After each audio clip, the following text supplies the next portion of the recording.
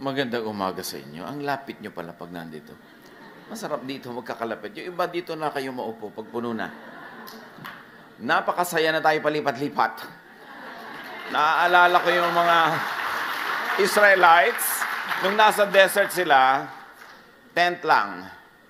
At pagka yung apoy na representative ng Panginoon ay lumakad, buhat ang tent, sunod sila ng sunod. We have the heritage of a pilgrim people. At nagka-corrupt ang religion sa Israel nung nanahimik na sila sa templo sa Jerusalem. Doon nagkaroon ng corruption ng priesthood, doon nila dinimonize yung mga ibang mga religious groups outside of Jerusalem. Actually, hindi nakabuti overall na nagkaroon sila ng templo sa Jerusalem. Kaya sabi ng Panginoong Jesus, walang batong matitira sa ibabaw ng mga bawat bato rin sapagkat siya na ang magiging templo ng kanyang mga anak. Kaya kahit saan tayo magpunta, that is the temple of God. Praise God at meron tayong ganito. Hindi lahat ng araw meron tayong makukuhang lugar, so maghanda-handa kayo dyan. Di ba? Basta't kahit saan, sama-sama tayo. Ecclesiastes 1:15. What is crooked cannot be straightened.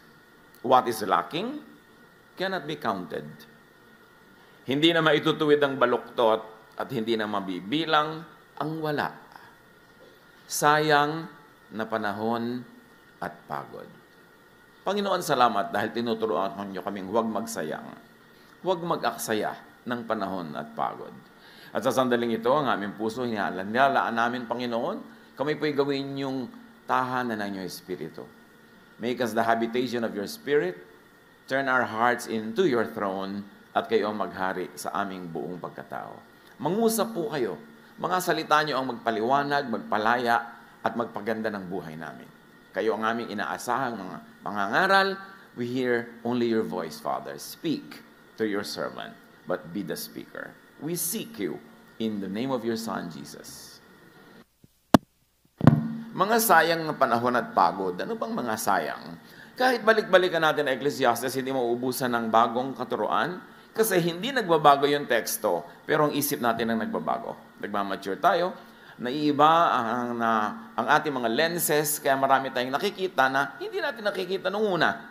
Kaya magandang balik-balikan, kahit yun at yun, yung text. Ecclesiastes 1:1-2. These are the words from the teacher, a son of David and king of Jerusalem. Everything is so meaningless. The teacher says that it is all a waste of time. Sayang na panahon. Do people really gain anything from all the hard work that they do in this life? Sayang na pagpapagod. Maiksi ang buhay. Dapat walang sinasayang na oras at pagod. Ito ang mga katuruan ng mga ngaral, ang anak ni David na hari ng Israel. Napakawalang kabuluhan.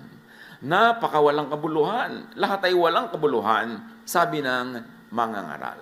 Of course, hindi naman literal na lahat walang kabuluhan. It's poetic language, so exaggerated. Ang ibig sabihin lang, napakaraming walang kabuluhan na binibigyan natin ng sobrang pansin. At dahil daw doon, you must not mistake activity for achievement. Hindi ko mo busy ka, may nangyayari na. Hindi ko mo napapagod ka, sulit na. Kailangan matalino. Huwag magsayang ng panahon at pagod sa mga walang kabuluhan. At ngayon, sa ating pagbubulay-bulay mga kapatid ng salita ni Solomon, the wisest man ever, aside from Jesus, of course, dapat natin ngayong bigyan agad ng personal application. Pag meron tayong mga dinadaanan na verses, ang inyo agad isipin, anong kahulugan nito sa buhay ko? Kayo ang magbigay ng kahulugan kasi kanya-kanya tayong kuha ng aral. Sabi niya sa Ecclesiastes 1:4, people live and people die, but the earth continues forever. Patuloy ang pagpapalit-palit ng mga lahi, ngunit hindi nagbabago ang daigdig. In other words, we do not own the land owns us. Kaya pag sasabihin itong aking mga ari-arian, no, ililibing ka dyan, yung alikabok mo mababalik na maging fertilizer ng mga puno ng papaya. So, we do not own the land. So, anong pag-aaksaya doon? Huwag magsayang ng panahon at pagod sa pagmamayari, sa pagngangamkam. Huwag mag-aaksaya ng mga relasyon, pagmamahalan, pag-iibigan ng mga magkakapatid, magkakamag-anak, magkakaibigan dahil sa lupa. O dahil sa mga katumbas ng lupa ngayon, capital, dahil sa pera, kasi hindi natin talaga yan madadala. Ang kailangan mo lang na lupa, siguro 1 meter by 2, kung ililibing kang ganyan. Kung gagawin kang alabok, ang kailangan mo lang talaga isang Tupperware. So bakit mo sisirain ang relasyon mo sa mga kamag-anak mo dahil sa lupa? Bakit ka makikipag-away dahil sa lupa? Para maging sayo? It can never be yours. You are the lands. Kaya, yan ang pag-aaksaya. Biruin mo, magkakagalit kayo magkakapatid dahil sa lupa. Yan ang sayang na pagod. Sayang na panahon, ang saya-saya nyo nung mga bata pa kayo, naglalaro kayo, nanguhuli kayo ng gagamba, nag-aagawan kayo ng lastiko, mga kahan ng sigarilyo, tinetext-text nyo na ganyan. Pagkatapos, nagkaroon kayo ng asa-asawa na susul-sul-sul sa inyo, mag-aaway-away kayo magkakapatid, sayang. Sayang ang panahon pinagsamahan. Dapat hindi sasayangin. Ecclesiastes 1:5-7. Ang araw ay patuloy sa pagsikat at patuloy sa paglubog.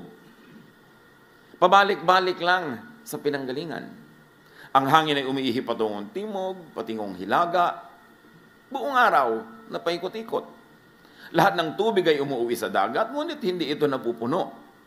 Ang tubig ay bumabalik sa batis na pinagmulan upang baling umagos patungong karagatan. Everything is in cycles. Paulit-ulit lang. People enter the cycle at some point and exit at some point. Para bang sumasakay tayo sa Ferris wheel? At kung umabot kayo sa Ferris wheel, alam nyo na yon. Hindi na yata alam ng mga bata kayo ng Ferris wheel. Unless yung malalaking sobrang lalaki. Umiikot yan, sasakay ka, bababa ka, kung saan ka rin sumakay, at tuloy wala ka narating. Ang na-achieve mo, nahilo ka. May nakita pa ako nun sa Pasay na lagot yung mga kuryente, ang buong Ferris wheel, talo na ng mga laman. Ang tanong, ba't ka sakay ng sakay sa Ferris wheel? Nahuhumpak yung tiyan mo pagpababa. At magbabayad ka pa. Alam niyo ba maraming tao ang buhay nila parang sumasakay sa Ferris wheel? Ikot ng ikot, wala naman nararating. Nag ng nag, wala naman na-achieve. Yun at yun din. Kaya sayang. Pero kung sasakay ka rin lang, make the most of your segment. Hindi lahat ng sumasakay sa Ferris wheel bumababa where they come from. Yung iba bumababa na dito sa gitna, nahuhulog na sila. Like you don't always complete 60, 70, 80 years of life. Merong 10 lang, bababa na, may 15. So kung ano man ang na-assign sa'yo na haba, sulitin mo yun. Ibig sabihin, huwag ka magsasayang ng pagod at oras sa mga walang katuturang bagay. Sayang yung segment mo. Sayang yung ride. So every segment should count. Huwag magsayang ng panahon at paikot-ikot lamang na walang nararating. Sa buhay natin kumisang, ganun din tayo eh. Paikot-ikot, papalit-palit, pero yun at yun din lang. Kayo na mag-interpret kung ano yun sa inyong mga buhay. Kasi kanya-kanya yan ang kahulugan sa ating mga buhay. Ecclesiastes 1:8, words cannot fully explain things. But people continue speaking. Words come again and again to our ears, but our ears don't become full. And our eyes don't become full of what we see. So Solomon observes, we are never full. Kaya huwag na lang magsayang ng pagod at panahon sa pagpupuno ng hindi naman talaga mapupuno. Yung mahilig sa sapatos, kahit sandamukal na sapatos na yan, hindi pa rin kayo mapupuno.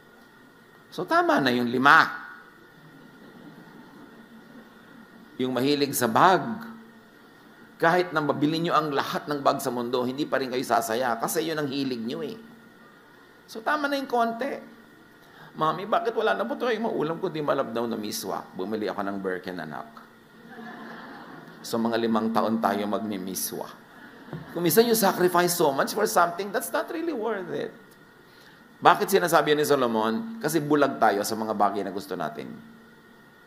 Kung anong hilig mo, bulag ka dyan. Kaya dapat tapunan ng liwanag ng wisdom ni Solomon, sabing, sayang ang lahat ng ginagawa mo. Sayang ang binibili mo. Lalo pa nga, kung malaki ang ibinabayad mo dyan. In terms of money, in terms of human relations, in terms of emotion, sayang. Because we are never really full anyway, so makontento ka ng hindi full. Yung mga naghahanap ng pag-ibig, to fill them, to complete them, wala nun. Hanggang tumanda ka na lang at gumagapang patungong libingan, naghahanap ka pa rin ng ko-complete sa'yo. So kung ano ka na yan, magsaya ka na. Huwag mo nang hanapin pa lahat ng kulang, enjoyin mo na yan kahit kulang. Para hindi masayang ang oras mo kahahanap, kako-collect. Ecclesiastes 1:9-10. Ang naganap nun, ay nangyayari rin ngayon. Ang mga nagawa nun ay magagawa rin ngayon. Walang bagong pangyayari sa mundong ito. Ang sabi ng iba, halika kayo, ito'y bago. Ngunit naganap na yan nung di pa tayo tao. Ang naiiba-iba lang yung physical aspect of things. Yung method, yung tools, but the essence is the same. Kahit anong makinarya pa ang sabihin mong bagong imbento, walang nangyaring bago. Ang totoo, ganun lang yun. Ang tao naghahanap ng ginhawa, noon hanggang ngayon. So ano man yun, kaya automatic, kaya ginhawa yun, pareho lang ang paghahanap. So hindi na tayo talaga giginhawa. Dahil nung araw, kung may TV set ka, ang yaman mo na. Tatayo ka, magpapalit-palit ka ng channel. Pero ngayon, parang napakalaking hirap na yan. Kailangan naka-remote. At alam mo kung sino ang tunay na Panginoon sa isang bahay, hawak niya ang remote. So, lumigaya ba tayo talaga? Kahit ganon, mas pinag-aawayan ngayon kung sino ang hawak ng remote. So, hindi rin nagbabago. Gusto lang natin guminhawa. Pero, makontento ka na kung hindi ka rin kompleto maginhawa. Kasi hindi ka talaga kompletong giginhawa. Dahil sabi ni Solomon, we are never full. Dati, Daddy, mag-abroad ka naman, mga 5 taon lang para makabayad tayo ng utang, makaganito, gano'n. Mamaya, 5 taon na, Daddy, mga 50 years pa.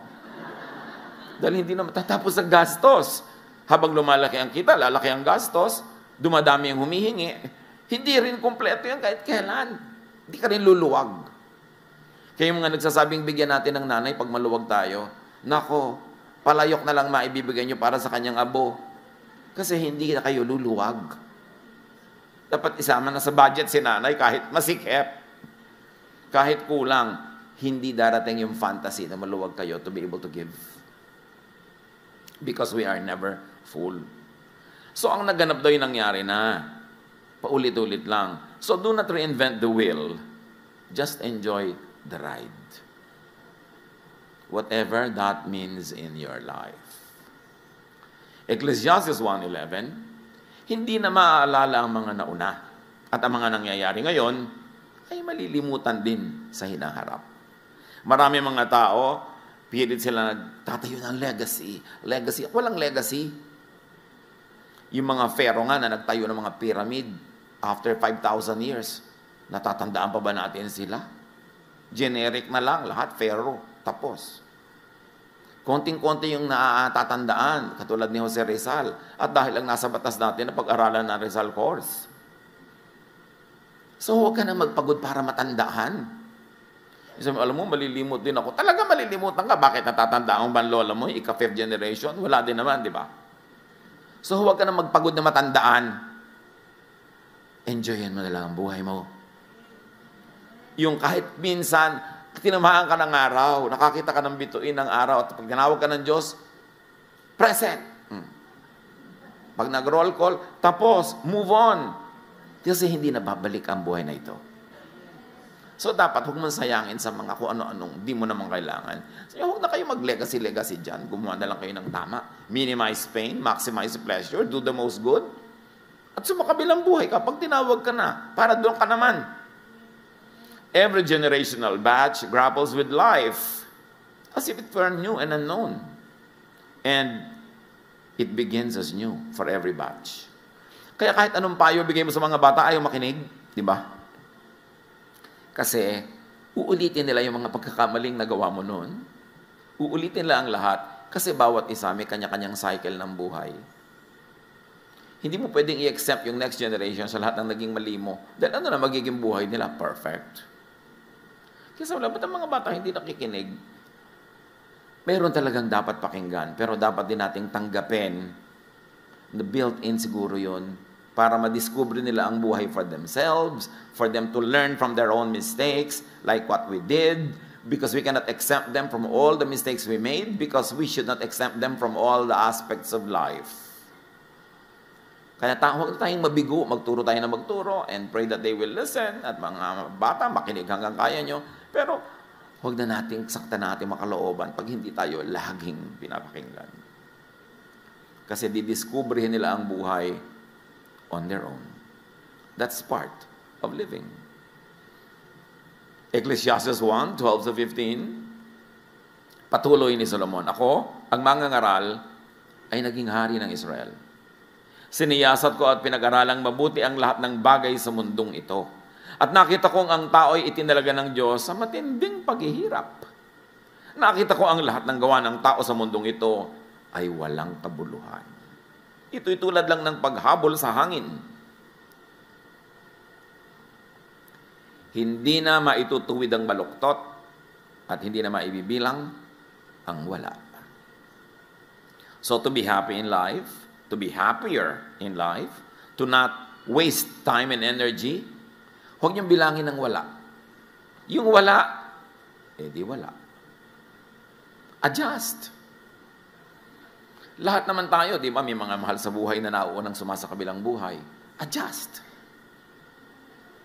Kasi kung gusto ng Diyos na sabay-sabay yung kunin, hindi naman mahirap gawin yun. Natira ka pa kasi hindi mo pa time. So, live your life. Huwag kang mabuhay sa guni-guni, sa ala-ala nung wala. Ang kailangan, ang bilangin mo yung nandyan. Para hindi dumami ang iyong mga lungkot. Sabi ko nun, hindi na maitutuwid ang baluktot. Ibig sabihin, what is crooked cannot be straightened out. So baka naman pagod na kayo ng katutuwid sa isang taong talagang baluktot. Mamaluktot na rin kayo para makasabay niya pamisa-misan. Hindi nyo maituwid siya, kaya nyo naman sigurong mamaluktot, mag-adjust sa kanya, para lang mag-enjoy kayo sa buhay. Maraming magulang nagtatakwil pa ng anak na hindi niya maituwid ayon sa direksyon na gusto niya. Maraming mga naghihiwalay dahil hindi nila mapasunod sa gusto nila. Bakit din na lang natin tanggapin ang isa't isa, mahalin ang isa't isa, maximize the enjoyment that we have together, and in areas where you really cannot agree, well, create your own circles outside of that circle of that person, and then let other parts of your other circles intersect. Hindi naman talaga pwede mag-agree ka with one person completely, kahit asawa mo, kahit magulang mo, kahit anak mo. Ba't din na lang natin tanggapin? Ganun talaga, iba-iba. Lalo kung ang gusto nyong palitan sa tao, genetic, nakatakda na, hindi pa siya ipinaglilihi, yun na siya, mapapagod lang kayo. So sabi niya, hindi na maitutuwid ang baluktot. Huwag ka na magpagod. At hindi na mabibilang ang wala. Because we who have found it, who have found spirituality, always like to convert everybody to our point of view. And sometimes to our very narrow and limited points of view. Kaya tuloy nagiging mahirap tayong kasama, mahirap tayong pakisamahan, lalo pag kumikitid ang ating utak dahil sa mga theology. Kailangan lawakan mo ang iyong utak. Kahit saan ka pumukol, tatama ka sa Diyos kasi punong-puno ng Diyos ang buong creation. Hindi ka magmimintis. Pag hinahanap mo ang Diyos, makikita mo siya. Kahit sa iba-ibang kulay, iba-ibang paraan. Kasi punong-puno ng Diyos ang buong sangnilikha. So many things are not worth doing. And according to Solomon, the wise will not waste precious time on things that are not worth doing or that cannot be done anyway. Huwag na kayong magpagod na ituwid ang baluktot. Maximize na lang yung inyong love, yung inyong enjoyment sa buhay. And like change the unchangeable, that is an undoable quest. Like change people. Lagi nilang, Lord, i-change mo po ang husband ko. Lord, i-change mo po ang anak ko. Ano, buong universe, papalitan ng Diyos para mag-suit sa taste mo? Ba't di mo nalang sabihin at nasubukan mo ang Lord, i-change nyo nga po ako. Ma-appreciate ko yung nanay ko. I-change nyo nga po ako. O kaya, let's work on this together, Lord. Mas madali namang ako ang ilapit ko sa inyo na baguhin nyo kaysa ilapit ko ang buong barangay na baguhin nyo sila para masyahan ako sa kanila. Di ba, sayang ang pagod mo nun. Mapufrustrate ka. Ang dami ko natatanggap na prayer request, Pastor, ipag-pray nyo naman na mag-change ang asawa ko. Hindi po ako magician. At ang Diyos hindi rin nagmamagic. Ang mahalaga, as is where is, mahalin nyo, and continue to do what you can para maging mas positive ang inyong samahan. At kung maaari, at sa palagay nyo talaga, tama na mag-change, edi give all the reasons para mag-change. Pero kung hindi pa rin nag-change, huwag nyong ituwid ang baluktot. Mamamatay lang kayong bigo. Maghihiwa-hiwalay lang kayo ng lahat ng taong mahalaga sa inyong buhay. Yun ang importante yung tinuturo ni Jesus yung acceptance and love of people and for people. Sabi sa Jeremiah 13:23, can an Ethiopian change his skin or a leopard get spots? Of course, the answer is no. Ngayon kasi, with technological manipulation, napapalitan mo yung tone of your skin. Pero nung ginawa itong verse na ito, ang ibig sabihin lang nila, impossible yun. And it must be understood from that point of view. Huwag kang mga tuwira na, ngayon pwede na. Hindi yun ang ibig sabihin ng writer. Ang ibig sabihin ng writer, what cannot be changed? You should not even endeavor to change.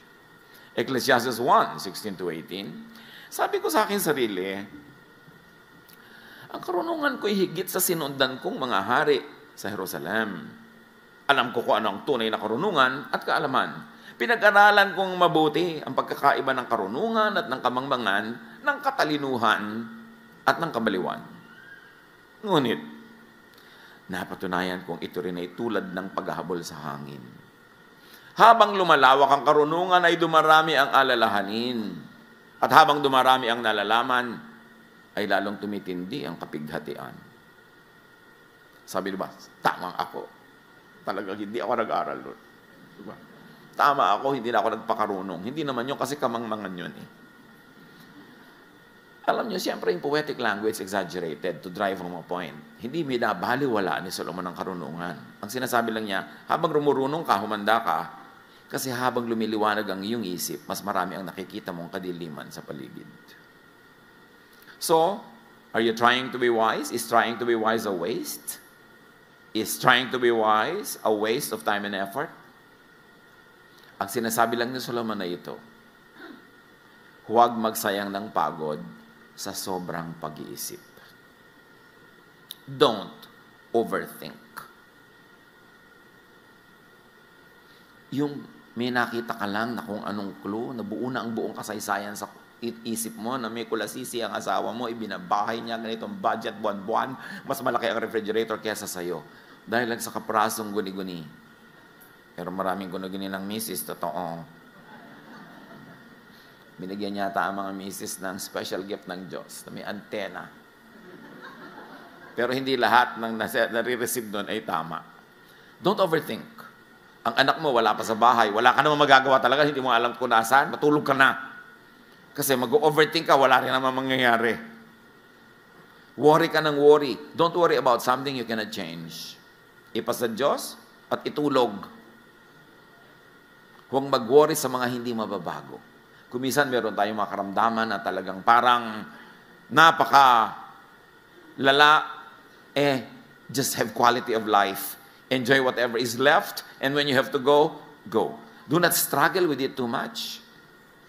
Kasi, pag hindi mo yan tinanggap, lalo lang humahapdi, lalo lang humihirap. Mangyayari din naman.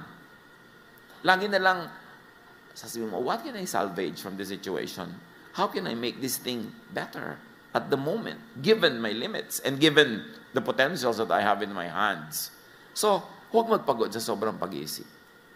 Lalo, Pastor, ano po kayo ikakagunaw ng mundo? Yelo, tubig, apoy. Alam mo, bakit mo pinoproblema yan? May pambayad ka na ba sa ilaw next month? Wala po. Yun ang isipin mo, anak. Magtinta ka ng banana cue dyan para may pambayad ka. Kung paano magugunaw ang mundo, problema yan na yung Diyos.